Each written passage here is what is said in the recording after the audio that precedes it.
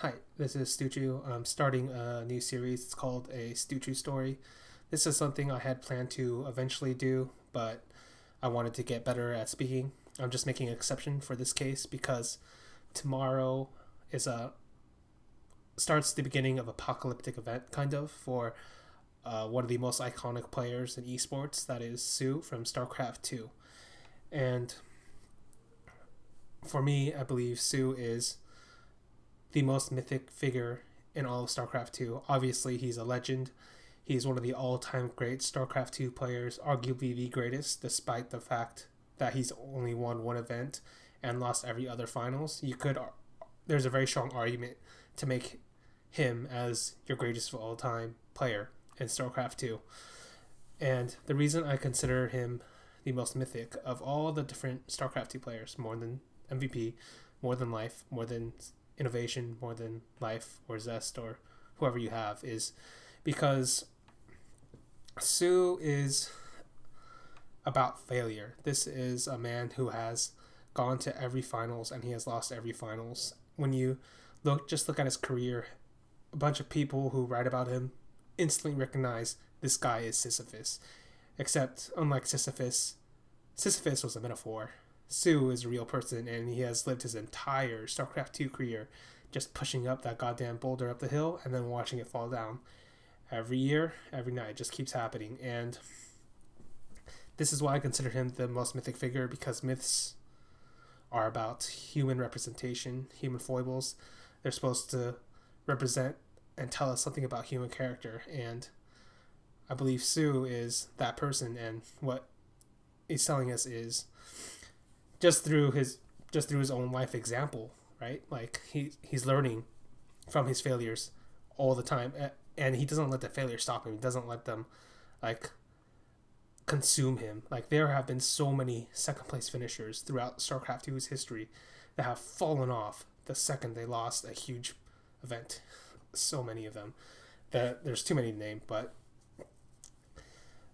that is the point, I guess, is soO is a person who hasn't fallen off, who has learned from his failures, and who has gotten back up, and that is something you can respect, and that is how I think, I guess, people should be living their lives, is learning from their failures, becoming better people for it, and being unafraid to try again.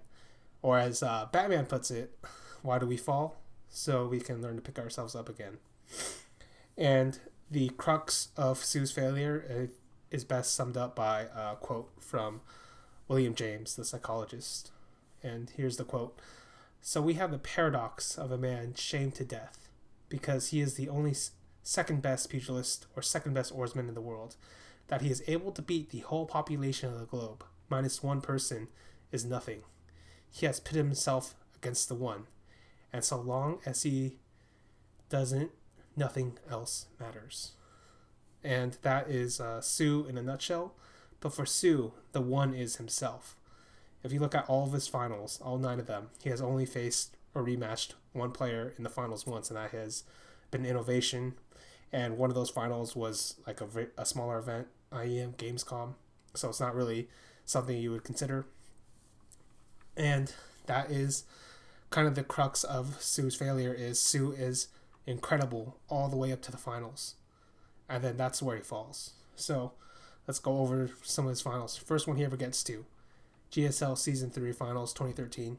Plays against Deer. Deer was on a fucking hot run that time. Loses 2-4, right?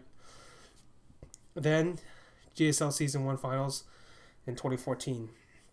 Plays against Zest. Zest was the most dominant player of that year. Easily the best Protoss of that time. Like further ahead than every other Protoss during a time when all the Protosses were amazing. And this is the finals where soO was the closest to winning, and he threw it on Yonsu.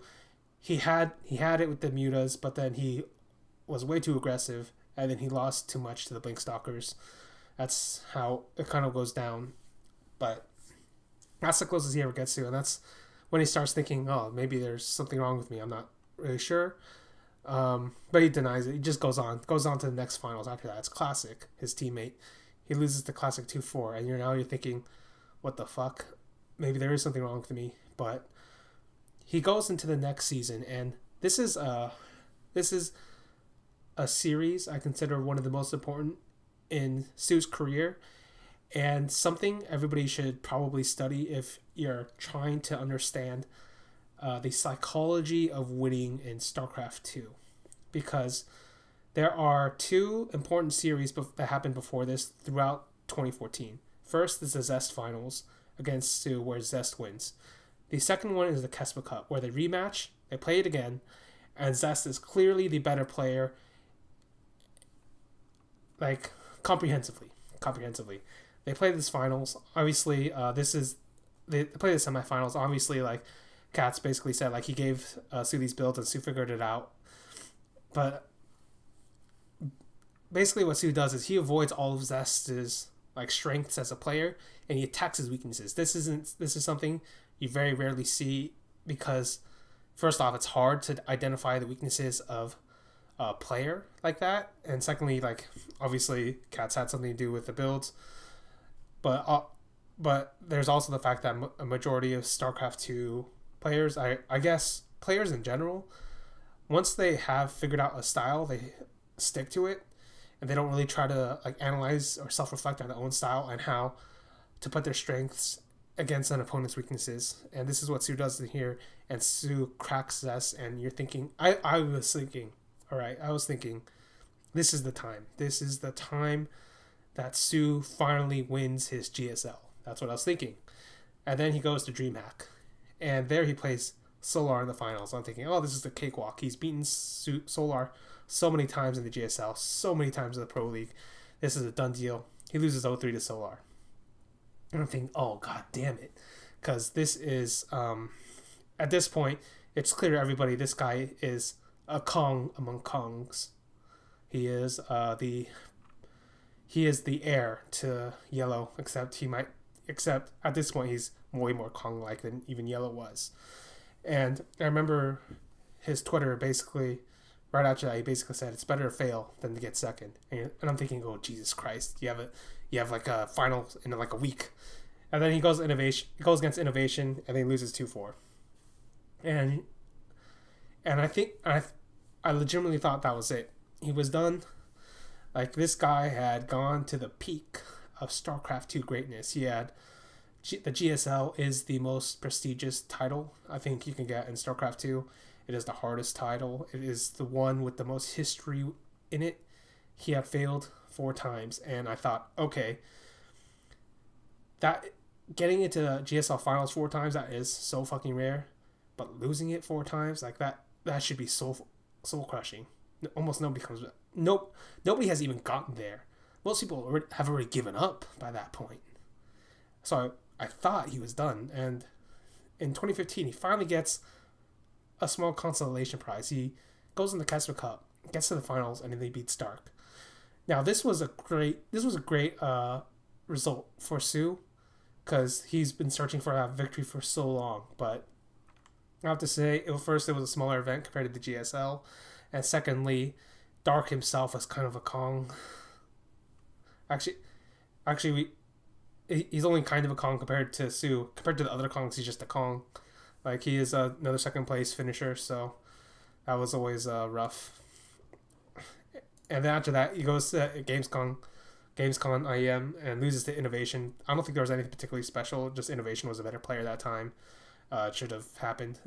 And then he drops off, and I'm thinking, okay, this time he's really done. This time he has checked out. He has gotten his one win, his consolation prize, and he's done. But no, he isn't done. He apparently saw Classic still fighting to the death, and he got inspired by that. And this year, he's gone back to the GSL finals twice. And then he lost his stats, 2-4. And they lost to Gumiho, 2-4. And basically, when you look at it, this is a guy who, soO, he's faced his worst nightmare at this point 9 times. He's only won once. But he was strong enough. He had that courage, that grit that you have to respect. Even though he's clearly a clutcher in the most important situations of his career, he was strong enough to put himself in that position. He was strong enough to say, I will face my worst nightmare again and again and again. And that's something I've always respected about him. I think that's something that resonates with anybody, regardless of culture or heritage or anything like that. This is a guy. This is the guy, right? This is the guy that he makes you want to.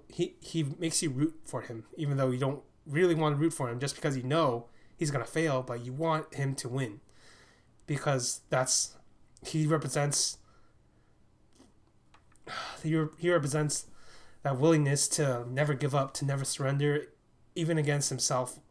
Even though he doesn't know how to fix himself, he's willing to put himself in that position time after time after time. And that's why soO is an amazing player and, in my eyes, like a mythic figure in StarCraft 2's legacy and overall esports, I guess. And this will be the 10th time, or this could be the 10th time. I'm not going to assume he's going to make it to the BlizzCon finals. He just has a pretty good bracket for it. We'll have to see, but that's what's at stake if he gets there. So tune in this weekend. I think if he does get to the finals, I think it's very likely he loses, but just one time, soO. Just one time. Or I guess one more time. One more time.